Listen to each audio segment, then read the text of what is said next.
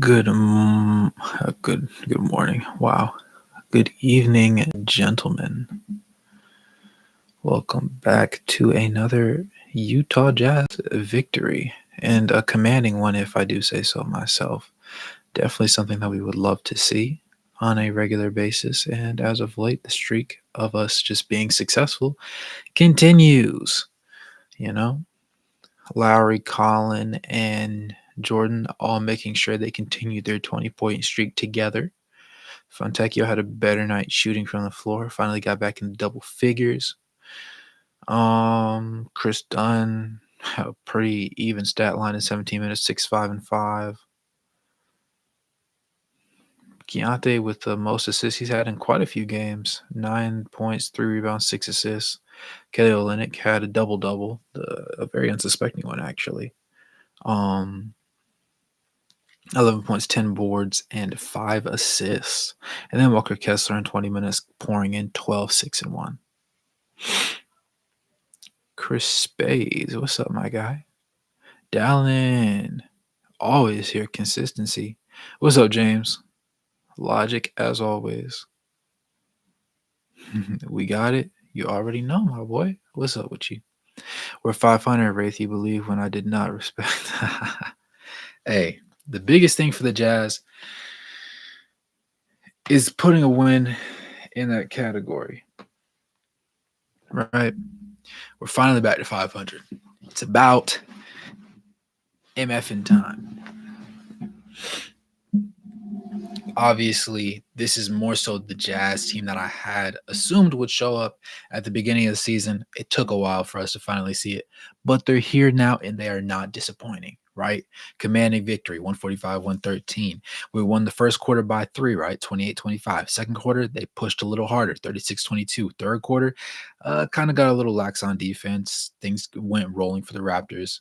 And that pushed them. They had 38 points, but we matched and gave them an extra one, 41-38. Fourth quarter, continued to pour it on, 40-28. So a really balanced effort, honestly, out of everybody. So much so you even saw Bryce play 4 minutes. He had 5 points, right? Correct me if I'm wrong, but I think this is the first game he's ever scored this season. As a matter of fact, he also had Taylor Hendricks pouring in 6 and 4 minutes. Omer Yurtseven had 4 and 4 in 5 minutes. And then you had Luka Somanic having 4 points, 1 board in 6 minutes.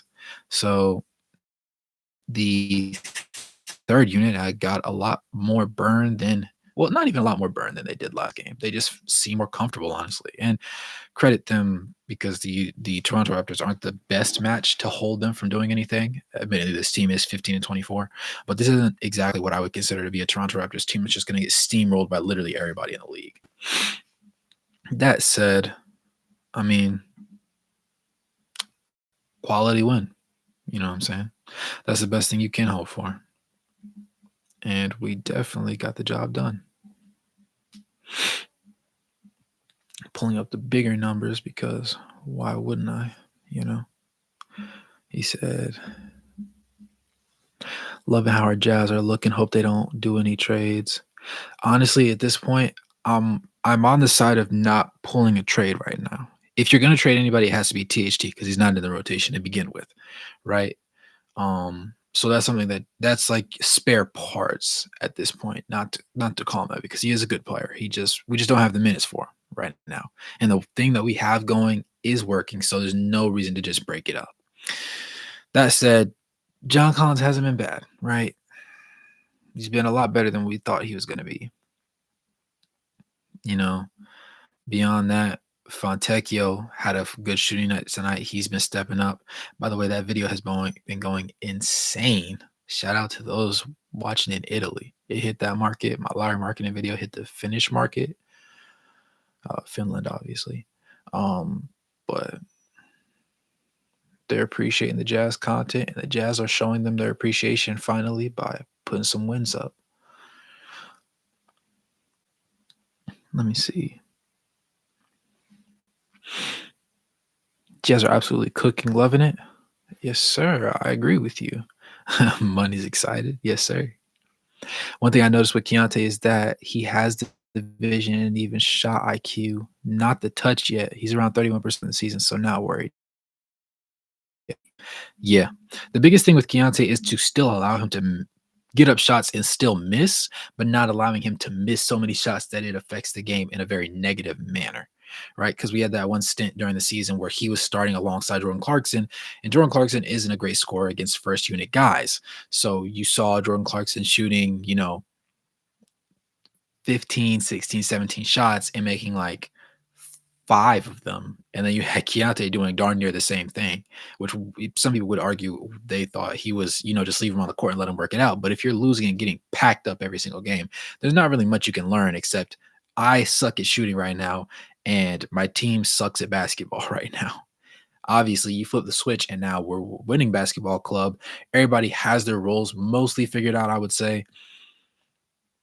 There's still a couple pieces I'd like to see get moved around a little bit, but for the most part, you are going to be consistently competitive and you're going to be playing quality minutes in your role. It's not just going to be throwing you on the court, just throw you on the court, right? This isn't the Pistons, this isn't even the Spurs, right? Guys are on the court to do their job. They're doing their jobs effectively. And so you can leave them on the floor, you can let them ball. And then when guys get switched out, everybody's happy for each other. That's another big thing, right? In this game, Jordan Clarkson played the most minutes at 30 minutes and 33 seconds, right?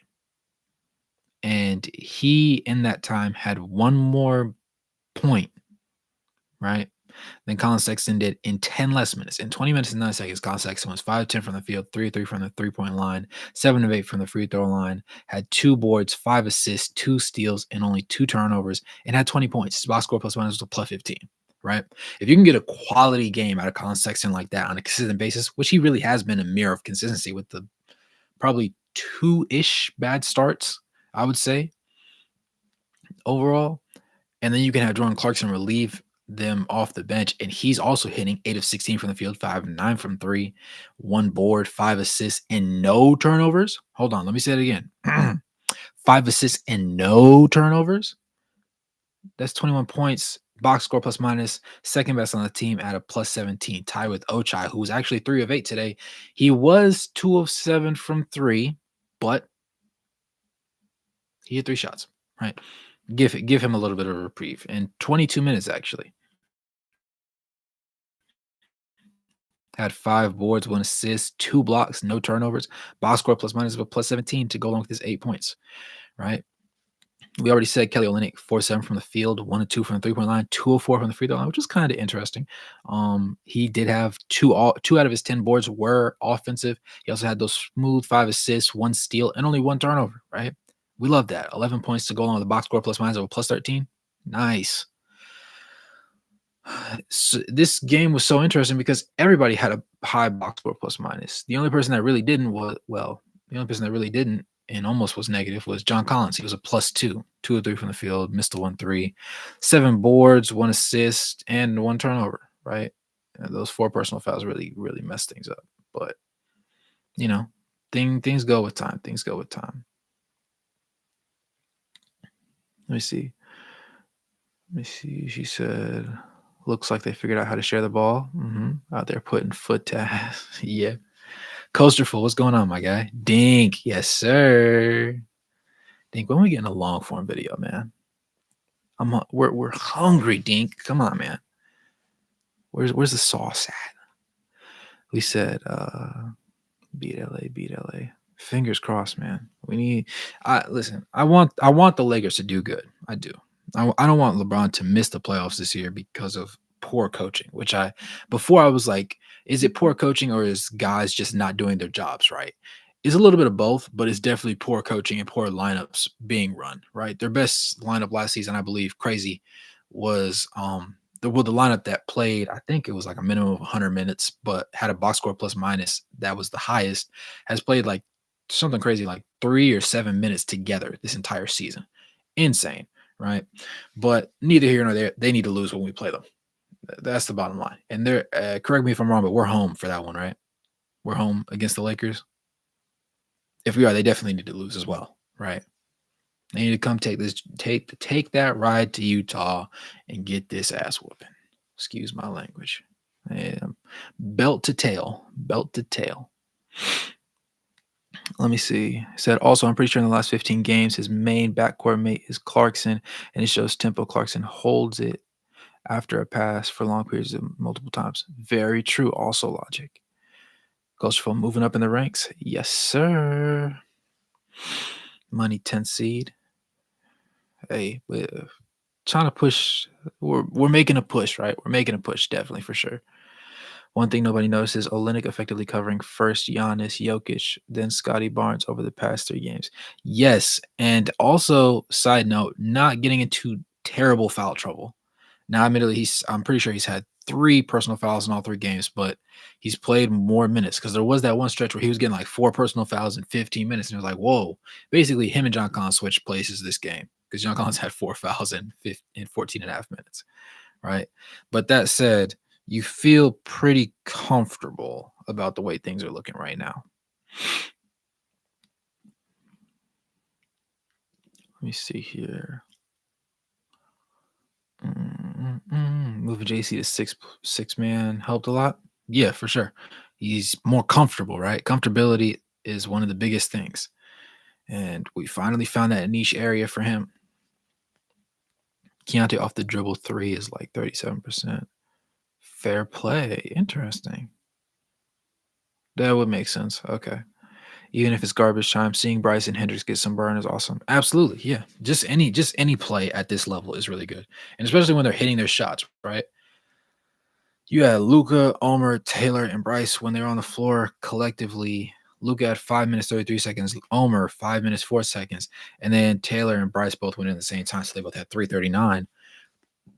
With THT being the only DNP, but between those guys, they all took 2 shots apiece. Bryce took 4 shots actually. He was 2 of 4, but Taylor Hendricks was 2 of 2. Omer was 2 of 2. Luca was 1 of 2. Luca also had 2 free throws. Then you had a combined 4 rebounds between all of them. I miscounted. You had a combined, 6 rebounds between all of them. You had 3 assists, 2 of them being Bryce's, which was a good sign, low key, right? 5 points, 2 assists, and even though it's garbage time minutes, yeah, I get it. But almost 4 minutes, 5 assists, 5 points, 2 assists. Not mad at it at all. Taylor Hendricks got the other assist. He also had the steal, and they all bagged 1 personal foul. Luka ended up having 2, right? And their box score plus minus, Luca's and Omer's was the lowest out of these guys at 4, tied with John Collins. And then you had Taylor Hendricks and Bryce Sensabaugh with 6 and 5, respectively. Just, my brain just swapped the numbers. Luca and Omer Yurtseven both had 4 points. Taylor Hendricks had 6 and Bryce Sensabaugh had 5. But Taylor Hendricks and Bryce Sensabaugh had box score plus minuses of 5, Omer Yurtseven of +9, and Luka Samanic of +13. That's what I meant to say. Correction.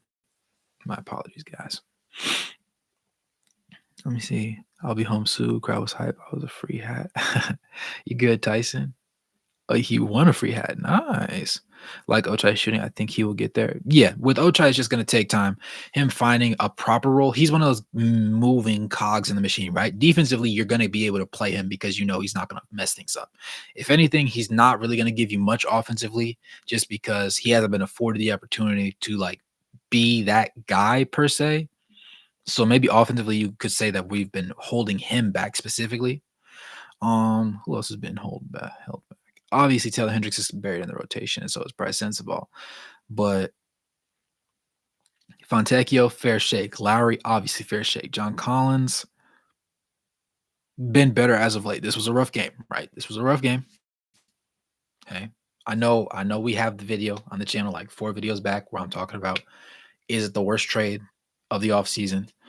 Considering we traded him for a mothball and a bag of corn chips, the worst part was the contract that we took on, right? If we're looking at John Collins giving us, 13 and 8 with 13 or 14 and 8, which he averages right now, I'm pretty sure.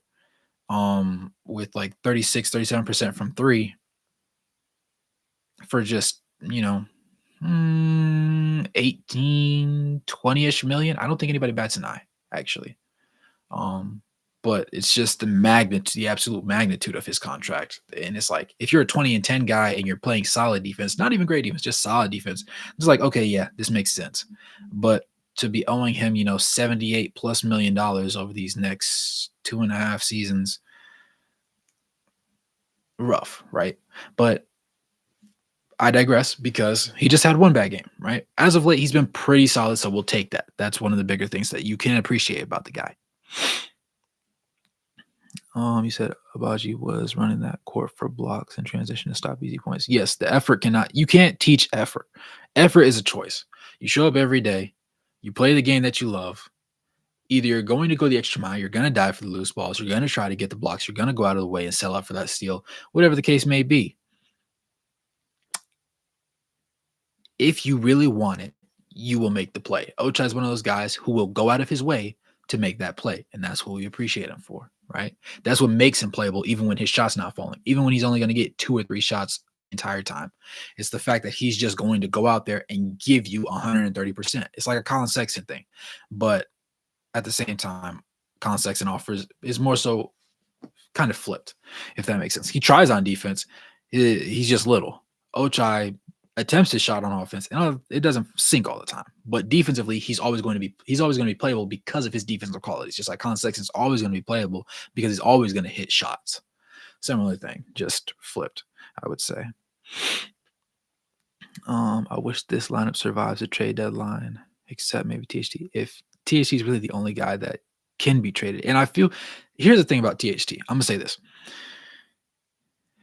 He started the season rough. Yes, we know. On the bench, he was kind of rough. Then he got kind of decent, and then he started a couple games before he got injured again, and things were really nice.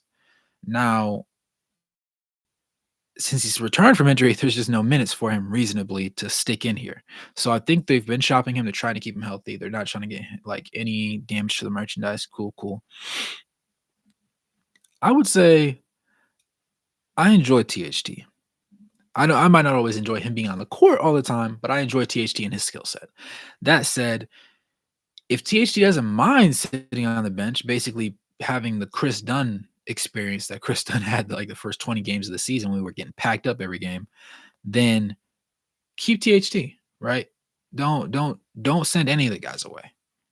At least this season, right? Maybe off season you start shaking things up, come to some decisions.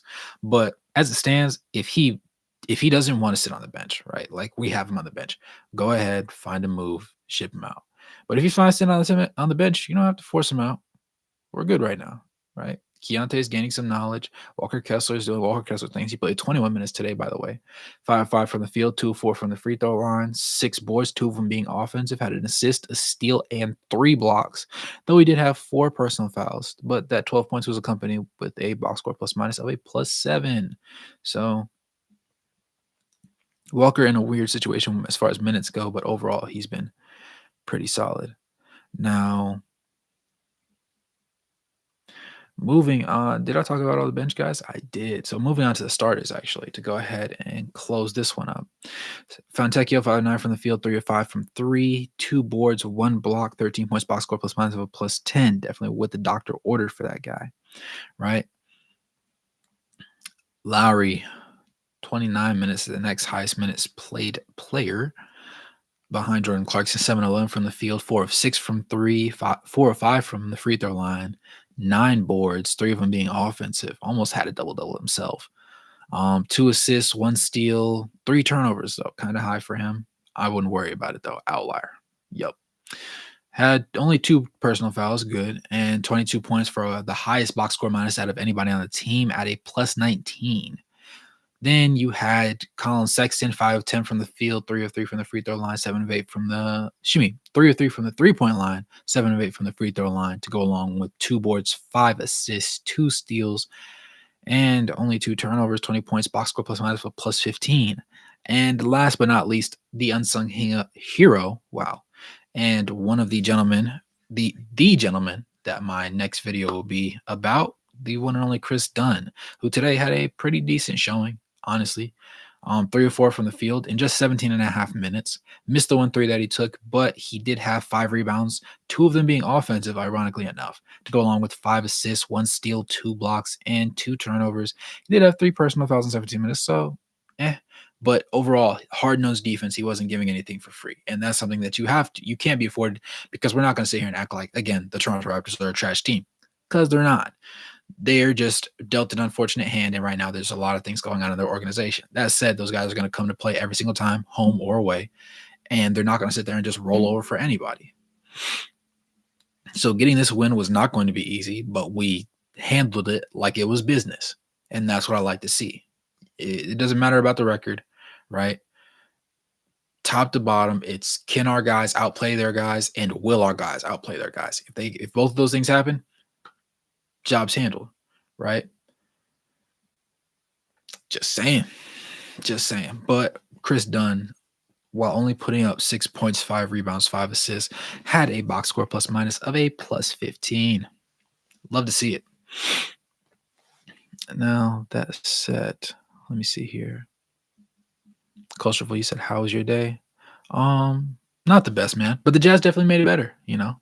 Can't go wrong with a W. Can't go wrong with a W. Can't you said, damn, bro, we made the Raptors our pets just like Jurassic World. Cam, you never cease to amaze. King Key 5. Only the Lakers will win against this would be the refs. Yeah, I don't need to see low key that 23, what was it 23-2 fourth quarter between actually the Raptors and the Lakers. That was nasty. And Darko was sick. The way he was talking so emotional. He was talking from his heart. He really felt every word he was saying. And I wouldn't wish that on any coach, honestly. Now, were a lot of those fouls reasonable? Yes. Would I have called all those fouls? No, there was like a good 4 or 5 where they were like tic tacs. Like, no, play through it. Also, I felt like there was a couple of missed calls in favor of the Raptors, so maybe it should have been closer to 8-ish, 10-ish to 20 in my head. Still favoring the Lakers, but obviously 8 more free throw attempts makes a difference. But yeah, she agrees. Man, the number of calls today was insane. Yeah, Loki. Yeah. They took actually 37 free throws and were 70% on them. We were 20 for 26. They were 26 for 37 from the free throw line. Also, when Hendricks pulled up, I low-key thought Vanderbilt was back on the team for a hot second. Yeah, I can see that. I can see that. Just haphazardly looking at the screen, yeah. Take the lake behind the woodshed. One person that had us coming back to reality against the Raptors losing by 3 points. Hold on. One person had us coming back to reality against the Raptors and losing by 3. Which clown said that logic? Coming back to reality is a crazy thing. That's word for word what they said. That's so stupid. I don't say very many things are stupid, but that's crazy. That's actually crazy. No, coming back to reality. My foot. This is who this team should have been from the beginning of the season. I saw it. Look back at any video from the beginning of the year. You go back to when I did the playoff race video. I had this team. Now, maybe I was a little bit over the top when I said this team was a 6-seed team, but still, they're playing right now. You could argue they're playing 6-seed basketball. You put them up against the 6 seeds in both conferences, right? Anybody beneath that, and they're running anybody. I think. Call me crazy if you want to. Jazz fan from Toronto. What's up, Henson? I watched the Jazz come back in the fourth quarter on December 23rd live at Scotiabank Arena. We blew them out today. As well. A good win is a good win, my guy. Exactly. But I'm glad you got to see that game. That's good. Great defense from Chris Dunn. There it is. Rarujo. Yes, sir. The praise for Chris Dunn. Great defense from Chris Dunn. He can guard anyone not named Luka Doncic. Hey, he had Luka in a cough in the other game though. Low key. But just once though. The other time we got actually like handled badly. Very badly. We're not going to talk about that anymore. Toronto has played well in their last 2 games despite the losses. The Jazz, meanwhile, have played over their heads the last 2 weeks and will regress tonight. Really? That's from Matt McEwen. Never heard of the guy? I've never heard of him either. I'm about to look him up, actually.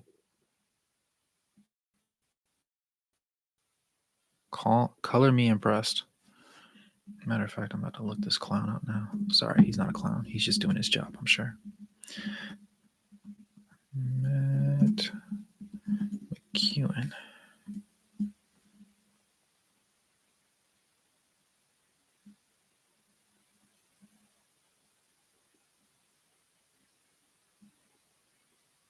No, this can't be him. I'm tripping. No, that's crazy though. That's crazy to say. I'm not gonna lie. I love this team, bro. Epic. Yes, sir. I'm with you. Bro, that game was spectacular. Yes, a masterclass, if you will. A very convincing win from start to finish. These guys look like they wanted the entire time. Even when defense kind of let up in the third quarter, they still outscored them and put up 40 in that one. Bringing Walker in from the bench seems to mess with the other team's game plans. I'm all for it. What did they used to say in that commercial? If it fits, it ships anywhere in the country for a low flat rate. Hey man, if it works, it works. If it ain't broke, I'm not fixing it. I'm behind them all the way. I'm not an NBA coach. You know, Will Hardy is. Kudos to him in his second year, finally sorting things out for this team this year. And if this is what Walker has to do, Walker seems to be on board with it, right? All the guys seem to be accepting their roles, and that's the most important thing. Because if everybody's bought in, then you ain't got nothing to worry about at all. We said Raptors only beat them by 6 on 145 points. Clippers only beat them by yeah. Being 500 after the start is like a fever dream. It's about time. I'm not gonna lie, Jeff. If we were like bad and we ended up getting 30 losses, then yeah, I probably would have chalked the season. But I was holding out hope. I was holding out hope, and I'm glad I did. Right, it was worth it. I really thought I was insane for a second there. It really seemed like we played off in the first half, but still led by 17. That's how you know we're that good. Big fan of Darko for sure. Yeah. How'd you become a Jazz fan? That lovely man, Collin Sexton. And just honestly, I was one of those people that defended Rudy Gobert's contract to the death of me, despite him having no offensive bag whatsoever. Right. That defensive versatility. I'm a defensive guy myself. Even as a player, I love defense. Right. If you can't play defense, you can't play on the court with me, because I'm not about to sit here and sell out and cover you every single play unless you're about to give me you're about to give the other team 30. Right. If you don't got 30 in the clip, you're not allowed to sit there and take off on defense on my team. And so that was just my introduction. But Collin Sexton really pulled me in. And then obviously when I started doing this channel, I posted originally just open videos on this channel. I'm about to switch it and do it on the other channel. But I was doing it over here. It was fun. It was cool. But the Jazz fans, you all, enjoy the content the most and were the most vocal about your appreciation for it. So in my head, it was like, I can make videos about the Celtics all day. Those are easy. But if they're going to get 50, 100 views, why would I do that when I can get 400, 500 views from Jazz fans and they're going to interact with me in the comment section? And I actually enjoy watching their basketball games. No shit. I'm going to make more content for them. And so that's what I did. And this is now, instead of just the Wraith Hoops channel, this is specifically the Utah Jazz Wraith Hoops channel. And it will continue to be that way, honestly. I love it. Matt McEwen, nastiness. Sensabaugh getting a run? 1651. Oh, 1651. That's your house number, buddy? No, I'm playing.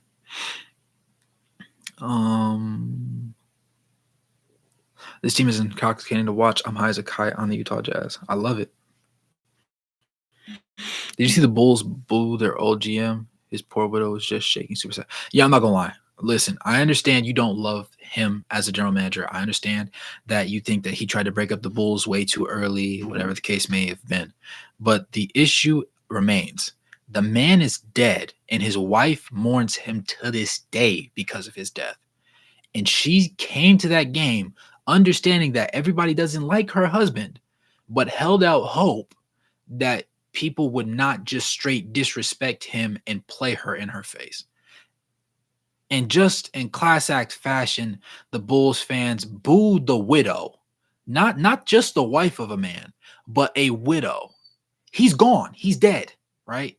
He can't do you any more harm. He did what he thought he was doing right. He didn't. Everybody, you can say what you want about the guy, right? I wasn't a Bulls fan back then, right? I wasn't even alive back when everybody originally had issues with him. But even looking back at the articles and the news and everything, even if you didn't like the guy, he did not do enough to get booed in death. People don't even care that much about rivalry games in the NBA. So why are we booing somebody when they passed?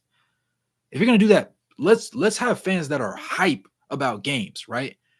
Jokic sitting here talking about fans in the NBA don't got nothing on Serbian fans. You go see you see the film from the Serbia game. They be in there having that thing cranked. They be having that thing jumping. We don't do that, but we can boo an old lady at halftime. Really? That's the class we have. That's the level of class we have.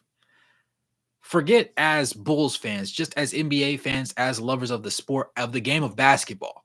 I find that very appalling. Because at that point, what are you doing?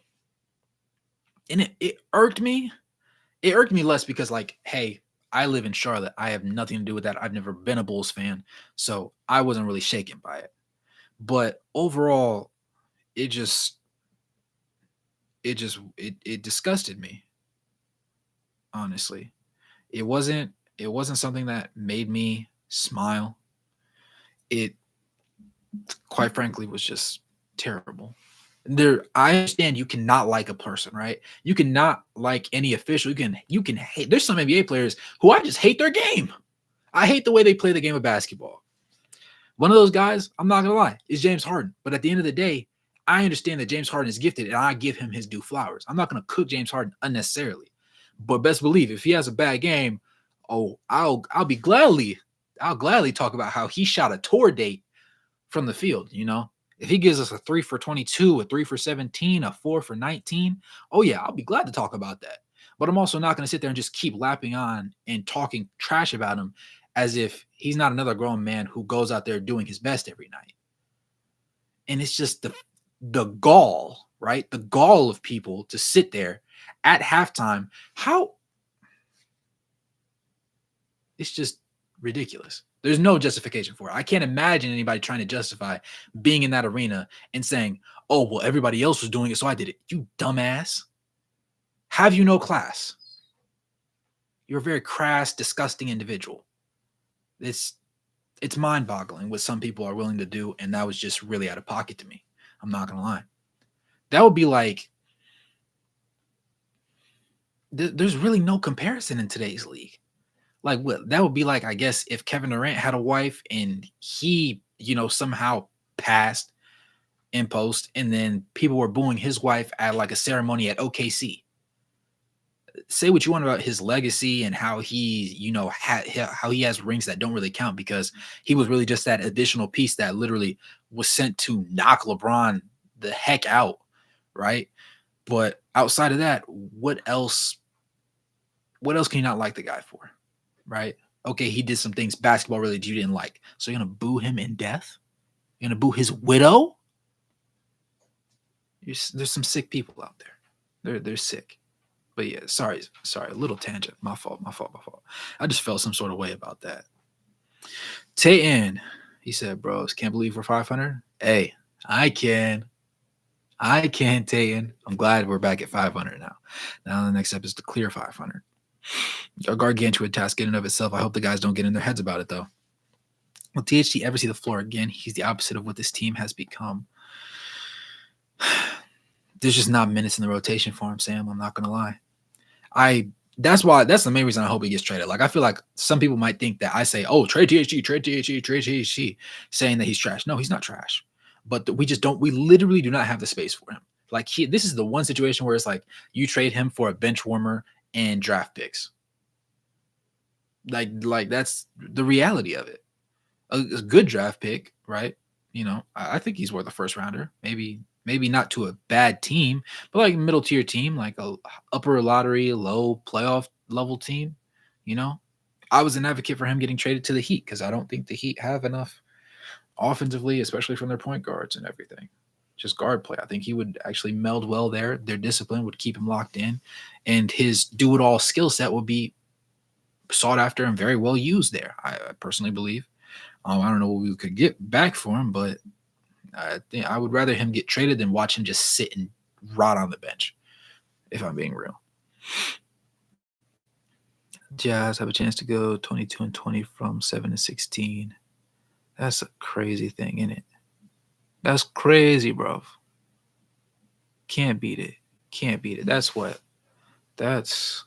That's only 4 losses, but that's 15-4 over 19 games. I love that. Matt McKeon went to high school with that guy. If it's the same dude, yo, Zach, no, that's crazy. That's great. If this is the same guy, that's actually insane. If we beat the Lakers tomorrow, we pass them. Ooh, that's a high stakes game. I like that. Playoff level basketball in store for us. Darvin Ham, another masterclass sell session by Darvin Ham. I like that. I like the odds. I'll take the over. We're winning.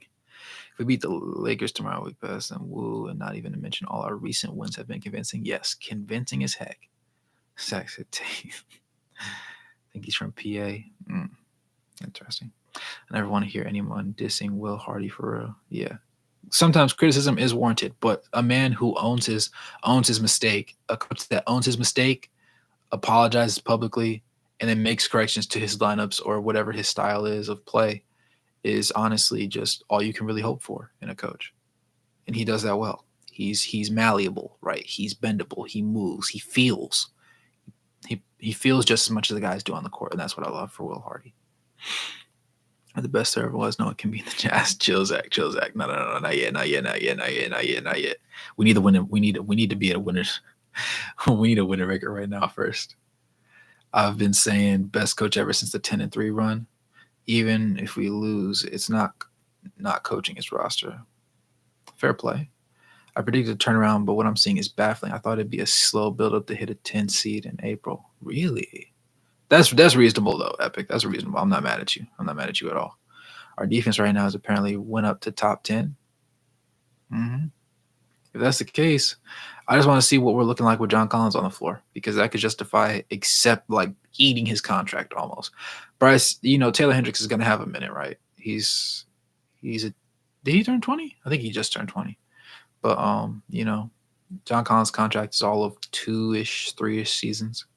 2 seasons after this one. So maybe you let him walk after that. Maybe you trade him later on down the line as an expiring contract, whatever the case may be.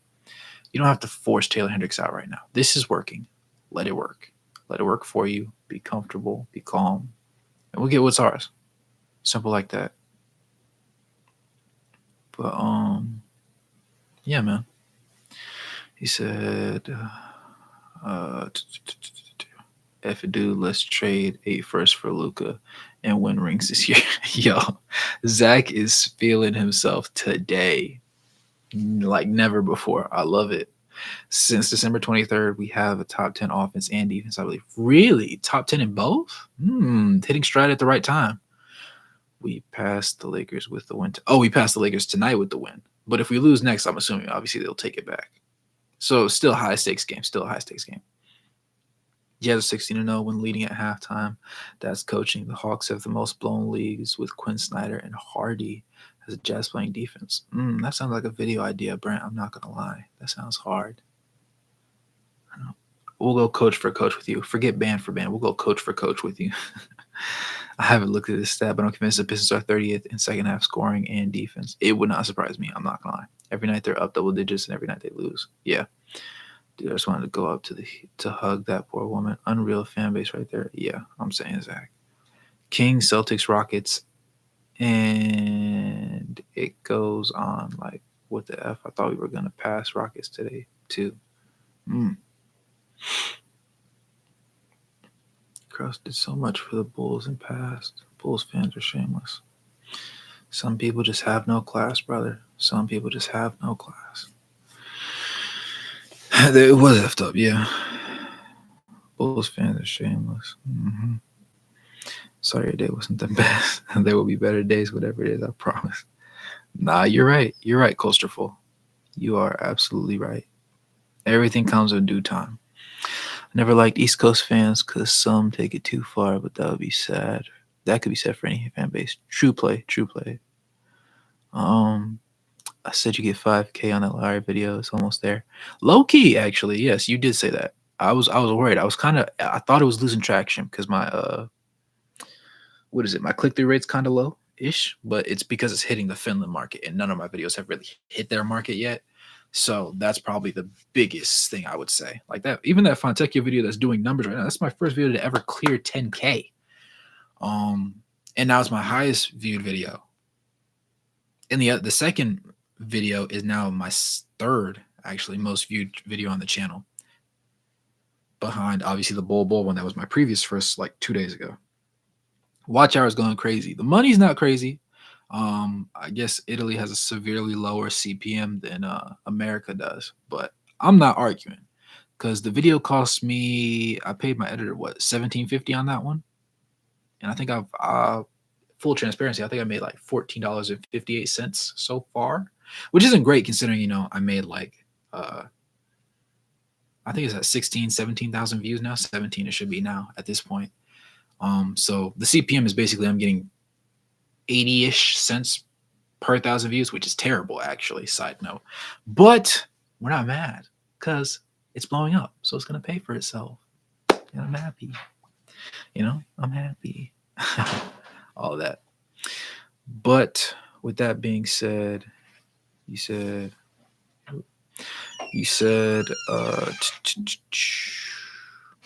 decent, maybe time to go for the Philippines views next. They've been in there, and I don't know why, because we don't have it.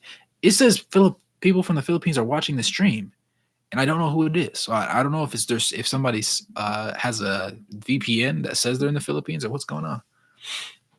Boston Bulls rub me the wrong way the most. Yeah, also Philly. Yeah, I can see that.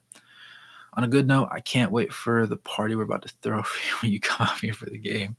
Can't remember who's hosting it, but we started inviting Jazz players ASAP. Yo, Zach, you're foolish, man. I love it. In due time. Trust and believe.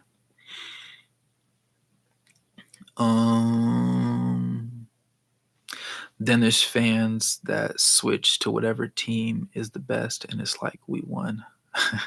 Yeah. I have a buddy who has been a Patriots fan, Rams fan, Chiefs fan, is now a Niners fan. Pretty fishy behavior.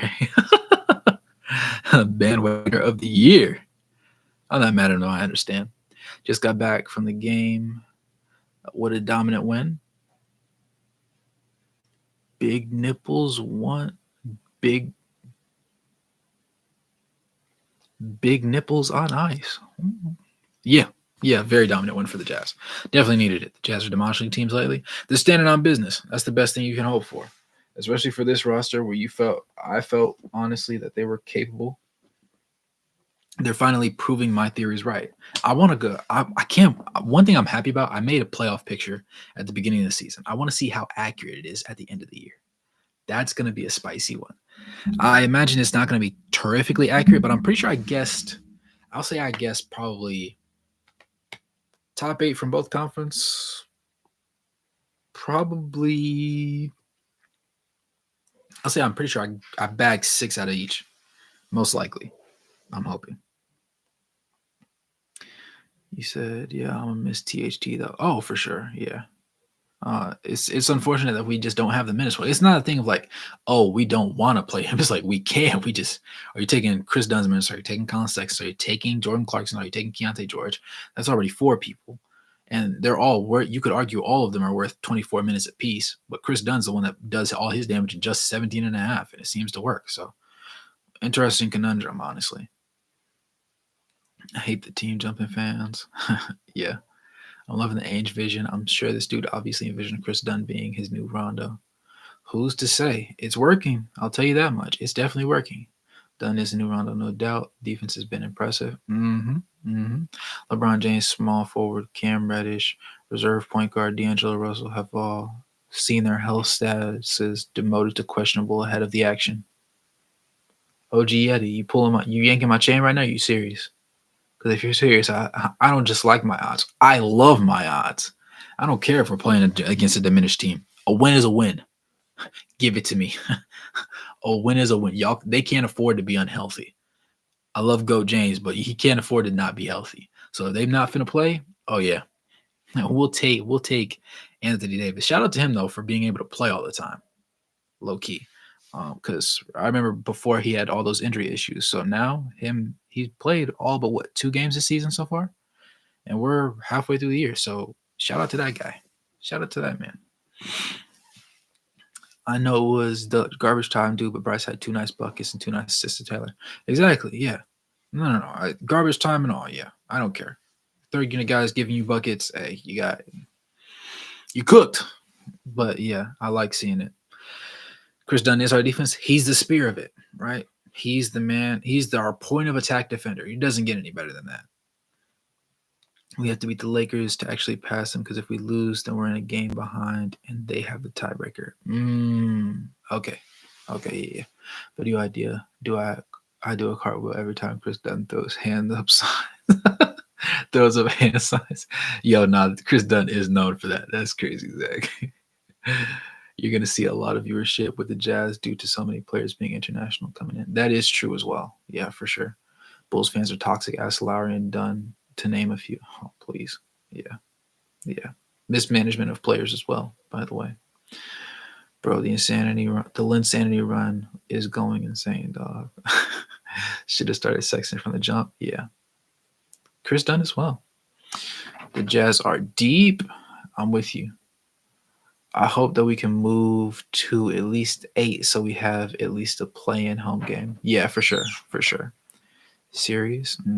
Low key, if we can play Denver in the first round, I'd like that. I would love that matchup. I'm pretty sure Jokic would actually not play with us at all in that series, but I feel a lot better playing them than honestly the Timberwolves. Low key, because Anthony Edwards is not to play with this year. He's not out to have fun with people. He's on very devious timing. Yeah. They can't win here. That is true though.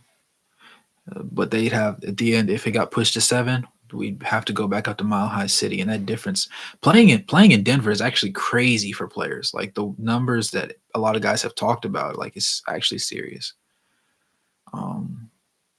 Like the difference in breathing is just crazy. Imagine if they had done to help guard Jamal Murray in the bubble. Wouldn't have hurt. Yeah, you're definitely not wrong about that, Andrew. James dealing with a personal tendinopathy in his left knee, Reddish with a sore left knee, and Russell with a high right knee contusion. Sounds like they'll be out. Maybe Reddish will play. Sore left knee. I wonder how serious that is. Yeah, but LeBron sounds serious. I'm not gonna lie. I don't even know what that means. He got because that's not tendonitis. That's not just regular tendonitis. He got that special grade tendonitis. Oh no. Feel bad for THT. Jazz playing great since they benched him. Yeah, and it wasn't even like because they were playing okay when he was starting those last 3 games before he got injured. But then he got injured, and then everybody was playing well. Then he came back from injury, and there's just no minutes for him because guys were playing well. Like guys were doing their jobs. It's like, dang. But yeah, it's just not the prettiest thing, but it was what it was, you know. I doubt y'all are making the playoff. Really? But I had a feeling y'all make the play-in. You know, it's crazy. Nobody's talking about this win streak right now. Yeah, one of my videos is coming up. So if it's just the Jazz fans that see the video, let it be. But I'm gonna stand on business. I need to come out with like Shannon Sharp in a tight suit, squeezing my muscles to death with a cigar in my mouth. That's the type of timing I'm on. That's the type of timing I need to be on. Much deserved. Now, admittedly, the season's only halfway done, right?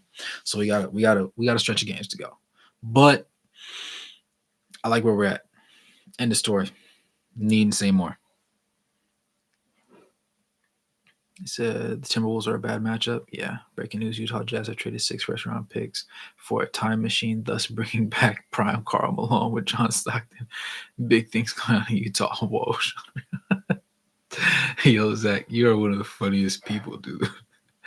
As long as we can avoid Timberwolves and Thunder in round 1, I like our odds. I prefer to not play Mavs, but I'll take it. Yeah, I would take the Mavs. I would. Kyrie's been on a tear without Luka, but I don't trust Luka to properly balance with Kyrie when they're both healthy.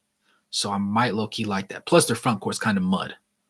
Lively's doing his thing, but between Lively and even John Collins, I'm leaning Collins. Don't even get me started. Lively versus Walker Kessler. It's not a competition. Um, I don't know. That's a good one. Um, I'll take the Mavs. Yeah, avoiding the Timberwolves and the Thunder is an absolute must. We can't do that. We cannot do that. Will my matchup against the Pelicans either? No, the Pelicans. That's a good matchup for us. That's a great matchup for us. That's a winnable series, an extremely winnable series. Difference in altitude from SLC and Denver isn't much. Really? For real? Huh. That's interesting. Great win. Also, when did you change your YouTube name? 2-ish, 3-ish weeks ago. I thought it would help with viewership. It hasn't. Because for some reason, like I went on like a random computer or something with that wasn't logged into anybody's YouTube account, and I looked up Utah Jazz, and then I searched accounts because in theory, I would assume that if you have like say you really like potatoes, you wanted to know potato content creators, and you type in potato and then you go to channels. In theory, you would like to see the most like subscribe to potato channels at the top. That's not the case apparently, because I was buried like, if memory serves me right, like 17 channels down. And I was like, dude, half of these channels aren't even basketball channels. You forget Utah Jazz. They have 2 subscribers, 4 subscribers, 8 subscribers. I literally changed my handle to have Utah Jazz Wraith Hoops in it. I have Utah Jazz at the beginning of my thing, and I can't get, 5th, 6th, 7th, right? Because obviously you have the Utah Jazz channel. You have like 3 or 4 different content creators. I can't get in there? Dang, y'all stingy. Y'all be stingy with it. But, neither here nor there. We've been playing great. Exactly, Christian. I love how we've been double-digit underdogs in every game except today. Yeah, we win by double digits. Will Vegas fix their odds? They won't. Keep picking the over, or at least 5 or less point underdogs. Interesting. I would gladly take the Mavs this time around. Shut down Luka its game, especially if we got 7 games to scout it. Yeah, Luka doesn't play well with other stars. Remember Porzingis? Yeah, Luka. They say he's a great passer. Luka's not an elite passer, right? It's the Luka system. Luka runs almost on LeBron timing, but it's not as efficient because he doesn't completely maximize what he can get out of his fellow teammates. Because of that, obviously the Porzingis pairing didn't work, which is also why I'm kind of hesitant to say I would love to trade the bank to get him. I would love to have DeJounte Murray. I know the Lakers are interested in DeJounte Murray, but I think DeJounte Murray can go toe-to-toe with the best point guards in the league, especially defensively, because that's where he made his name, right? I think that alongside that, there's some options to be had, right? There's some opportunities to be had. And it would be foolish of us not to capitalize on them, in my opinion, if we can get him, right? Because the DeJounte Murray, Trae Young experience it's dying. It's dead. It's dead. It's not working. So they need to go ahead and ship him out. Because we're not going to be able to get Tyrese Halliburton, right? But we know Atlanta's going to pick Trae Young over DeJounte Murray every day of the year. So give me DeJounte Murray. He'll fit in just fine. He'll fit in just fine. Just fine. Trust and believe.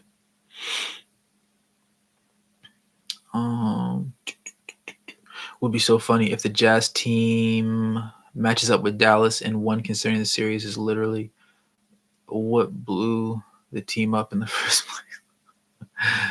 Fair play. What comes around goes around, as they say. If you make the playoffs, bro, that'd be hilarious. But I keep my expectations low for now. I understand that, Kuzi. I'm not mad. The run y'all are on is crazy, though. Yeah, the thing is, we haven't done anything too crazy this entire run. Like, it wasn't like we beat the Celtics at home, right? That would be different. That would make it like, yeah, we might have to come back down to earth moment. But the thing is, we've beat reasonable teams. We've beat the teams we should beat. And then in games where we've had to play opponents that had, they were missing one star, we handled business in those games. So we're definitely a middle tier NBA team at this point, I'd say. We're not top 4 in either conference, but we can compete with most teams, bar probably top 2 or 3 in both conferences.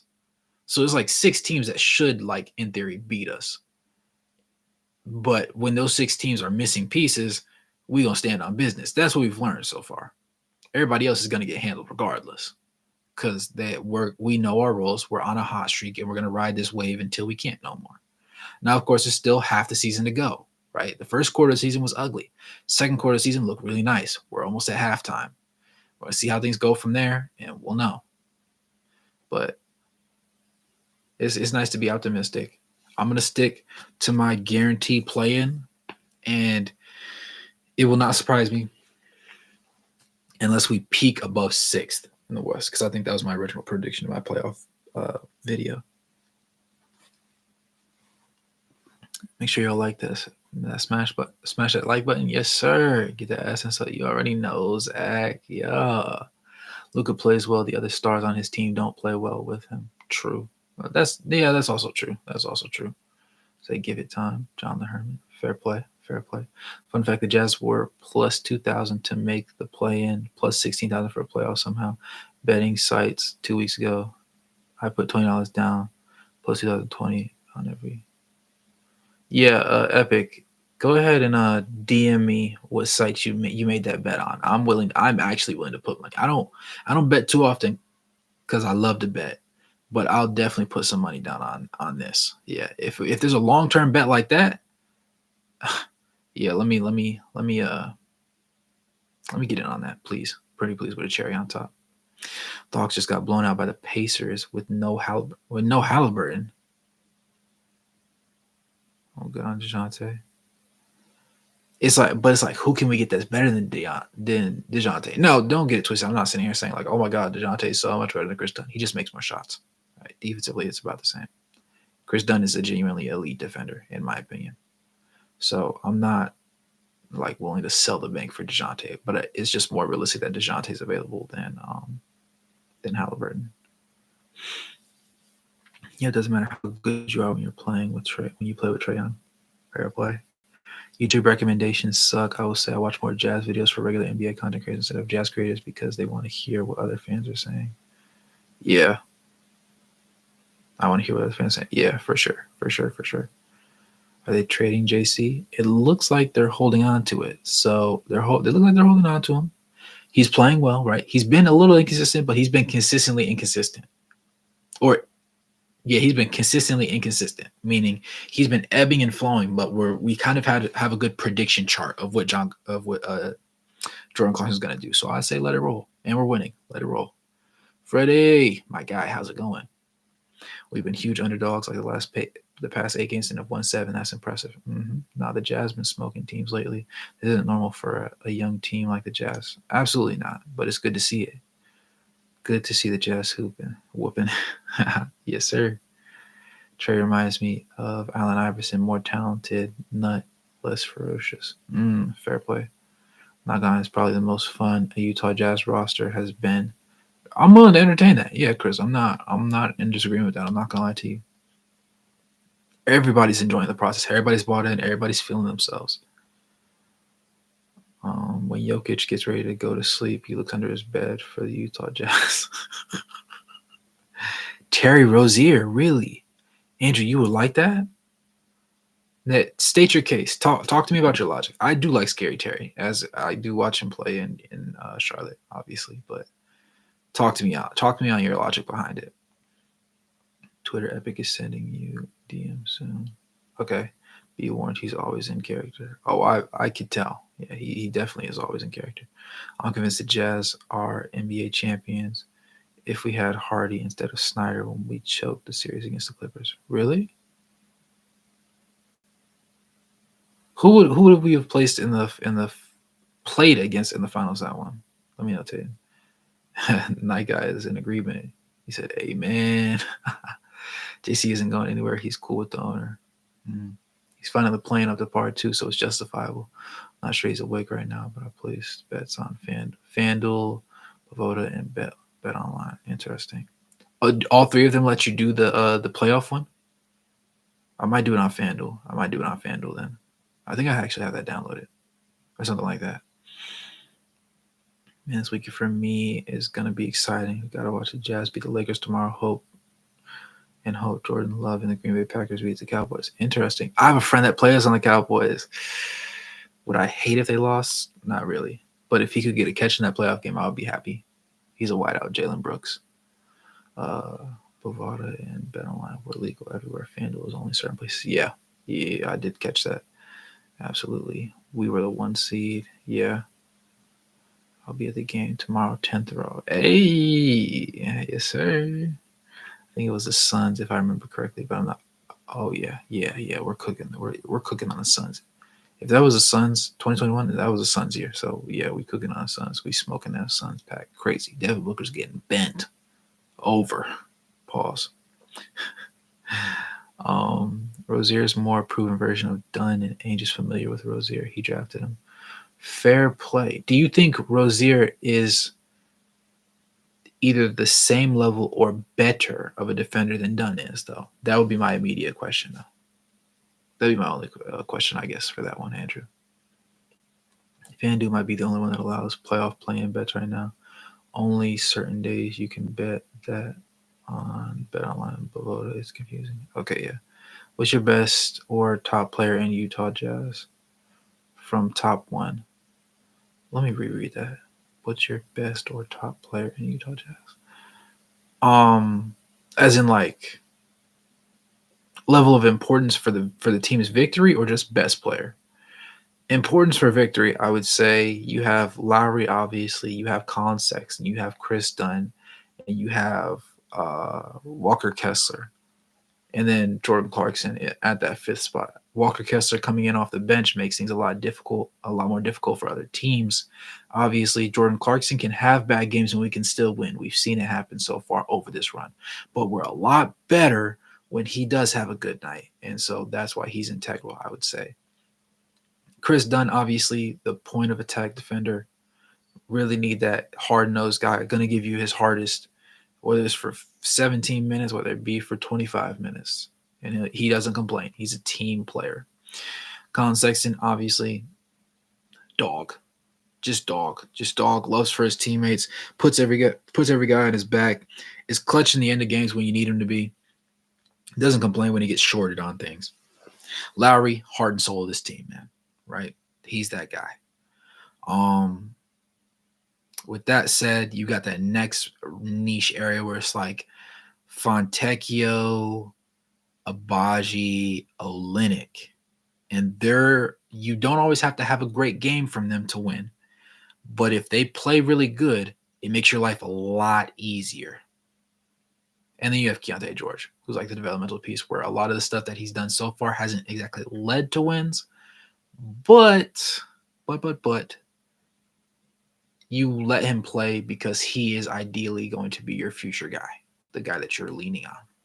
So him getting quality reps is going to be very important. Where am I? I agree, but Conley being hurt slowed them down, and I'm not sure with adjustment Hardy makes, considering Dennis Lindsey cooked the team's depth and really screwed them. Fair play. Having done Ochai, Fontecchio, and Hendricks wins the Jazz at Chip in 2021 undoubtedly. Congrats on killing the Raptors. Thank you, Scrambles.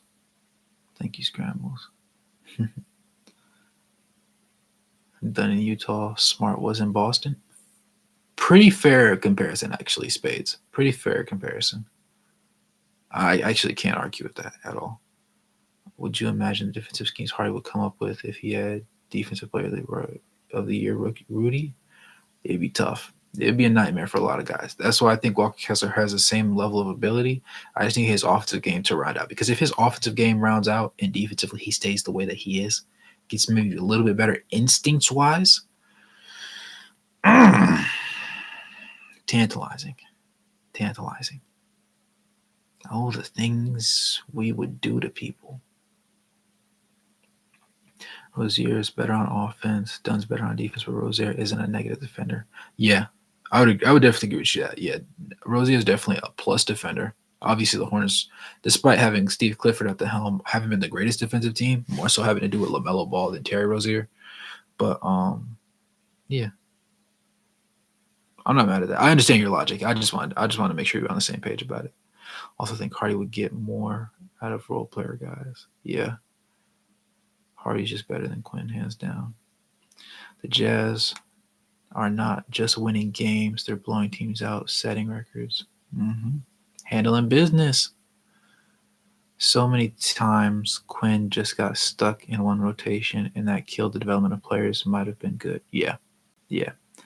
But that also made him predictable. So you had things where it's like, the if it ain't broke, don't fix it. He wasn't going to change something that was working, right?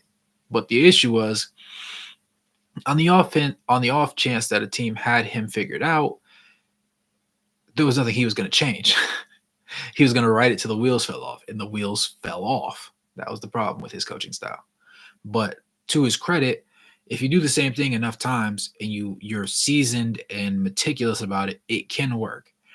But for him, he was so headstrong in the fact that it just put him in a position where nothing would change after a certain point. That's the only thing. We said, let's see. Agree, Hardy is awesome, but you got to remember Hardy's strength is adjustment. Snyder set up possibly one of the best NBA offenses of all time. Fair play. I think 70% of the reason Kessler is almost as good as Rudy is coaching. Probably, yeah. Who do you think the Jazz trade possibly at the deadline? They're in the play-in right now to possibly get a play-in spot. THT might be the only guy that you willingly trade because you know it won't mess with anything that you have going on. But at this point, you might want to ride it out. But I don't know yet. I need a couple more games to really sit on it and really think. I don't think Kessler succeeds as much in Minnesota.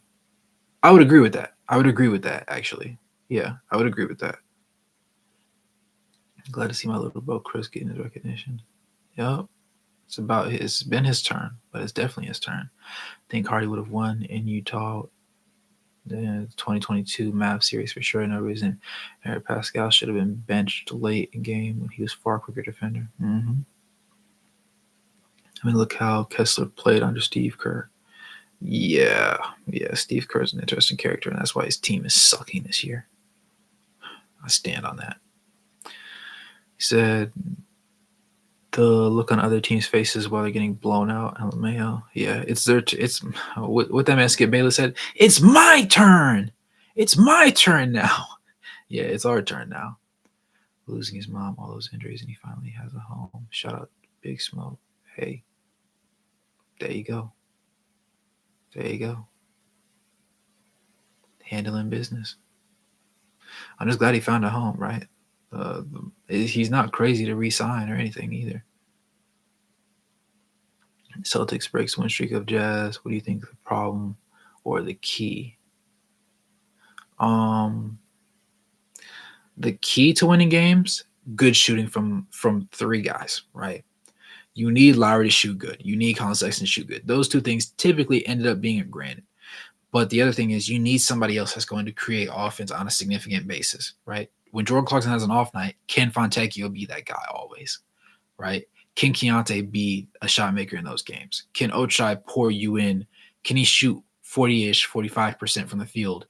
Can he go 2 of 4 from 3 in those games? Can Kelly be consistent in those games? That's the kind of thing.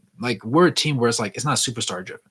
It's we had Lauri at the beginning of the year, but we were like, oh, who's going to be that second offensive juggernaut piece that's going to lock in and make sure we get points on a nightly basis? Well, I said it was Collin Sexton, and it finally ended up giving him an opportunity, and it was Collin Sexton. Go figure. Now it's, can we trust that the supporting cast is going to get the job done individually alongside the two main guys that are putting in points? If Lauri and Collin can give you 40 to 50 points combined on any nightly basis, right? Can you get another 50 to 60, out of your other starters and your bench? If you can do that, you win. Plain and simple. And also playing solid defense, team defense, right? Individually, cool. We like that too. But being able to do zone things and being able to actually run a scheme properly is so important. So important. Warriors down so bad at this point, players and coaches not getting along. Yeah, losing will do that to you, right? Winning covers up a lot of things. A lot of things, like some people, they'll play less minutes than they normally would, or they'll get less shot attempts, but they won't complain because they're winning. They'll be like, well, you know what? We're catching a W on a daily basis. But when dudes start losing and they keep losing, you start hearing everything. Anything that could be said, you start hearing. Stuff you didn't think was going to be a problem that you thought guys were cool with. All of a sudden, he not cool with playing 25 minutes a night. He wants to play 32. He thinks he deserves 32. We're losing anyways. It's like, bro, what? You were just cool. What happened? But yeah, he said, bro, don't even bring us that era. I'm mad at thinking about those playoff series. Losing the Clippers without Leonard, Mavs without Luka, blowing a 3-1 lead, Denver. Amen. But yet, here we are. We shall rise again. Saw the post today that said Kuminga apparently come buckets. I'm not sure if it's true or not. Yeah, it is. Yeah. I was joking calling the come bucket. Yeah. But you see the Pistons game tonight had me losing my mind. I saw it coming. Pistons have blown countless double-digit leads. It's not even funny. Yeah. That last possession was insane. Mm-hmm. Jazz should go after Kuminga. I don't really want the come bucket. I'm not going to lie. I'm not as high on him as he is on himself. He sat there and said, what? If the ball's in my hands, I feel like nobody can guard me. I was like, you get this man into an insane asylum right now. That's how I felt. Because what are we talking about? Like that level of confidence and bravado is crazy. I love it, right? I love somebody being confident, but Kuminga, that confident? Brother, you play on the court with the best shooter of all time and the best backcourt duo of all time, arguably. I don't know. He said Kuminga hates Clarkson. I would. Asking price is important. True. Yeah, hated Gobert, but now he praises him. This is true. This is true. Tell you what happened between them. This man stinks. This brother stinks. It's a weird spot for the Jazz because you don't want to move literally anyone besides THT, maybe Collins, and we're all scared that it'll ruin the current flow. Yeah. We got a fight last year, ended up in Clarkson getting ejected. Yeah. One of the most Clarkson square-ups was on. Yo, Freddie, the way you put that. One of the many Clarkson square-ups was on cum. What is he? It sounded like he was on a drug. Funny thing was, Warriors are better with him on the floor over Wiggins. Not surprised. I'm actually not surprised. The fall off of Andrew Wiggins needs to be studied. Because that don't make no sense. Brother's like 26, 27, 28. He's like mid to late 20s. How did you fall off already? You know what it is? LeBron stole his abilities. He stole his youth and gave him his old man youth. That's it. He's swapping. LeBron is hitting. He's just sucking it out of people now. It's crazy. It's crazy. I didn't think that would. It's been right in front of us the entire time. LeBron just pulled it right out of him. He's got nothing left. Something like that. Jazz gave John Collins too much bread. Well, we didn't, remember? The Atlanta Hawks did. We didn't really trade much for him. We traded Rudy Gobert. Not Rudy Gobert. Ugh. We traded Rudy Gay and a second rounder for him. So the asking price was low. And we'll probably keep him the entire season. I do think so now. I'm prepared to say that. I wouldn't be surprised if we trade him, but I think we'll probably keep him. We don't need ball hoggers, Kuminga, more team mentality. Team ball mentality players is what we need, if anything. Fair play.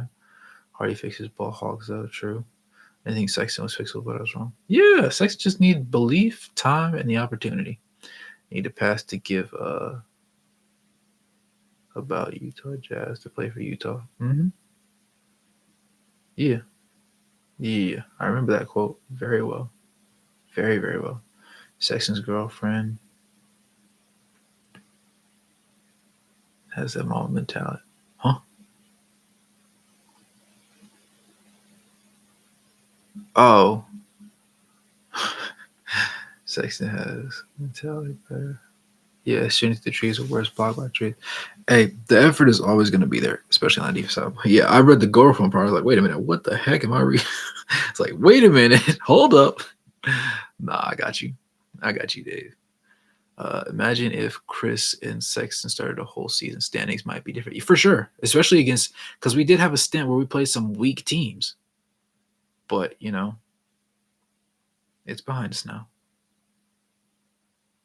It's behind us now. Top 7? Yeah, for sure.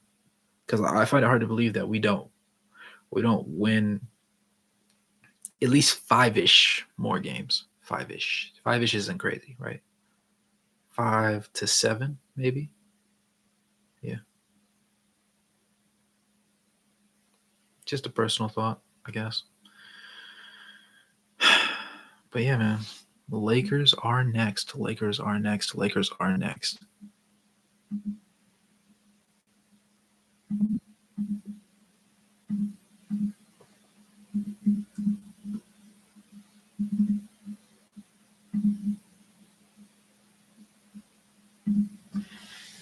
That'll be an interesting one.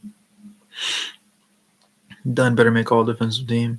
If we make the playoffs, I think he will. If we don't make the playoffs, I think he'll get overlooked. That's my take on it.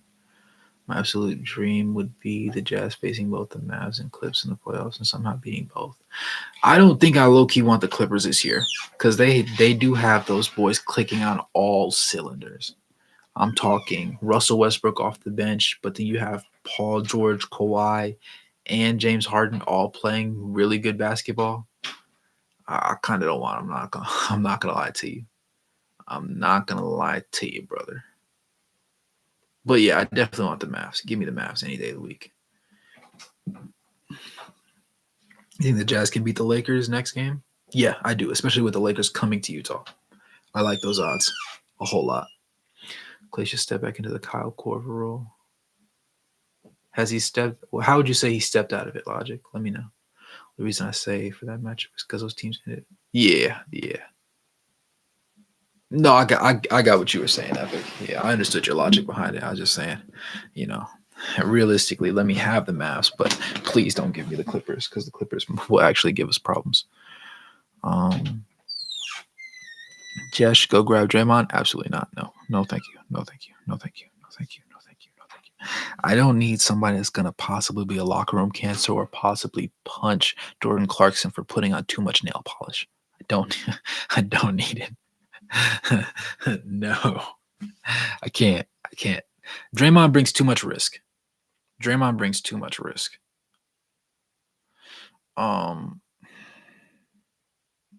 If there was more like to his game, then I would be willing to entertain it. But right now, this Draymond, no, Dre is not the same.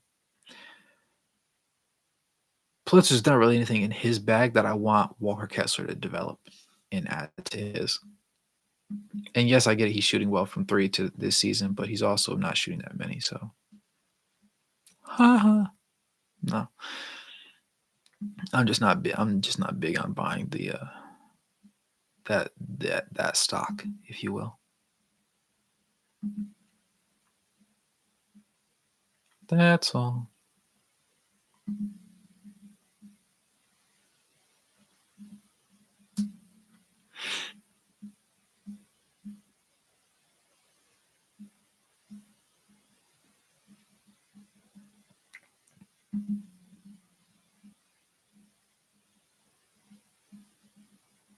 My thing's messing up.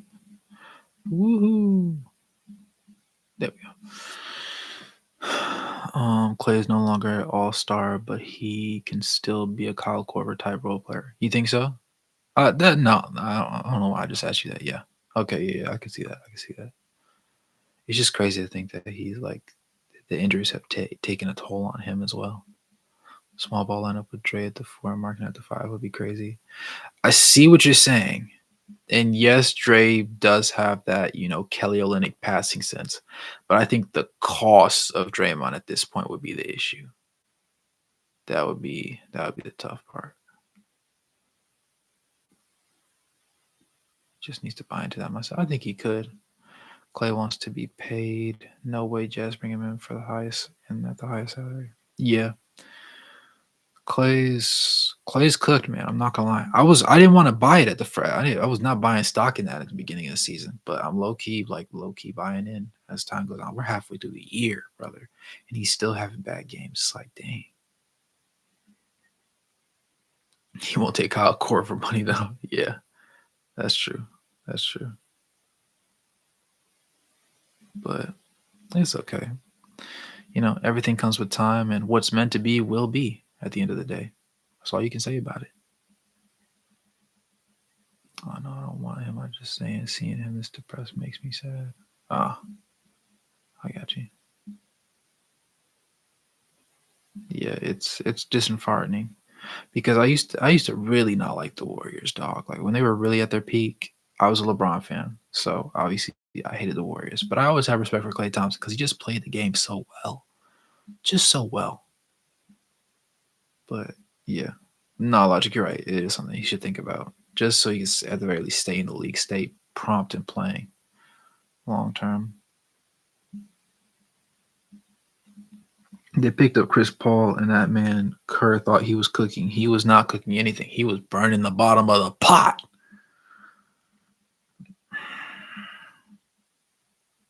Just hot dog water. You think Clay's going to LA? It would be crazy seeing Clay or Curry in a different uniform, just like Draymond. But I feel like Draymond, out of the three of them, is the most likely to get shipped.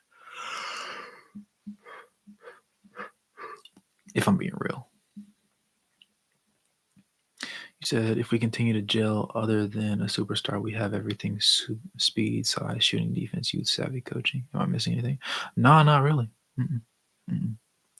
And I, mm, no, not really. I had to think about it for a second. About the superstar part more than anything. I'm trying to figure this out. Warriors without Draymond or cook food. They won more games without him playing than when he can't. Ever since he came back, they're back to being cheeks. So I don't know. Best move the Jazz might make and is to not do any trades at the deadline. I like the team the way it is. They're playing their best basketball of the season. Yeah. That's what I said. If THT is fine sitting on the bench the way that he is, then keep him. Don't trade him. But if he wants to go hoop somewhere else, he's like, yo, y'all aren't using me. I don't want to sit here. Send me anywhere. I would look for a trade for him specifically. But the guys that are actually running in rotation, no. And then of course keep Omer, keep Taylor Hendricks, keep Bryce Sensible. Luka can stay too. Plus he doesn't garner that much. Yeah.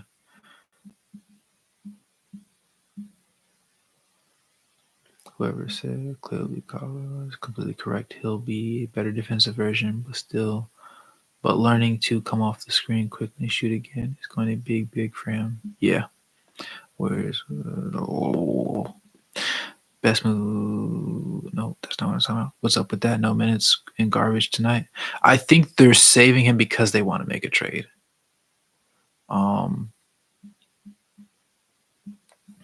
I think they've just realized they've come to terms with the fact that there's just not enough minutes in the game for THT. It's not that he's trash or that they think he's trash. It's just there's not enough. If there was more time, they would definitely play him, I believe. But there just isn't. And it's like you have four guys that are automatically going to be ahead of him at this point. And it's like, okay, well, what do you do from there? And there's no guaranteed answer, if I'm being honest. So just keep him healthy. Don't get him injured. Make sure he can pass health protocols and everything. And then, like Epic said, realistically, like a bad contract that expires and then 2 seconds, I'll take it. It's not THT gone too much money left on the bench. Makes sense. Need him healthy. Yeah. I'll be fine with sending THT anywhere he wants to go as long as it doesn't cost the Jazz much. Yeah. Yeah. Preferably anywhere but the Thunder, right? The only team that I absolutely don't want to trade with is the Thunder. So everybody that makes the videos, the Thunder have the most assets to trade for Lauri. Yes, I get it. I understand. But I also don't want to see Lauri cooking us for the next 5 to 7 years. I actually don't. I don't. Because when Lauri starts to fade out, Chet's going to be in his prime. and so will Shea still. And I don't want to envision that future. So I'm not gonna help them out. I would never. I think Danny Ainge is smart enough not to. Even though they could have, give a crazy package. I'm not gonna give you what you want because I'm gonna have to see you every year. And if I want to make the finals when I'm a good team, I'm gonna have to see you every year. And I don't want to do that. So no. I like him, but his stats are not good, especially considering how much we have approved. Yeah, his most recent starts were better than like anything he put together at the beginning of the season. But at this point, it's time to let him go. Trade into Dallas for Richaun Holmes in 2 seconds. Problem is, Richaun has 2 years left. 2 years, including this year, or 2 years after this year, like a John Collins thing, or 1 year before John Collins is out the door. The new CBA, you have to cover 90% of your salary cap, which means Utah has to be selective about what they do, even small deals. Every dollar count. Yeah, overpay Chris Dunn. If it comes down to it, overpay Chris Dunn. His contract. This is the last year of his, his year and a half deal that we gave him. So I'm willing to pay him a little bit more. Not trading for OKC unless one of their core pieces is involved. Yeah, because I'm not about to sit there and give you an extra core piece. That's not happening. Epic, you said for Richaun Holmes is this year and one more year, 12 million. I don't hate that actually. I don't hate that. Is Richaun Holmes a locker room cancer? Because if he's fine sitting on the bench and just eating up that $12 million, I am not mad. Maybe a bulk or 5 to beat on people in the right sit. Interesting. Yeah. I don't hate that. I don't hate that at all. I thought I did, but I don't. I was wrong. Silly me. Yeah. Silly me. Oops.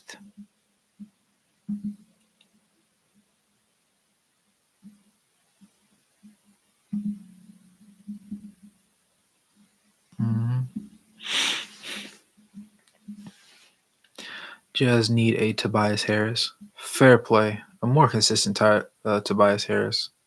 More of a Chris Middleton than a Tobias Harris. Because sometimes Tobias Harris be giving them 20 points and I didn't even realize he scored 20. I'm not going to lie. He just be out there doing stuff. But no, I'm with you. We do need that third piece. If Clarkson was consistent, then, it would be him. But he's also off the bench. So ideally, maybe Fontecchio's got a little bit more in the tank. Maybe that's that next gear, perhaps. Or even if I don't know. I don't know. Rishawn's kind of just a nobody at this point. Utah gets 2 seconds or heavily protected first.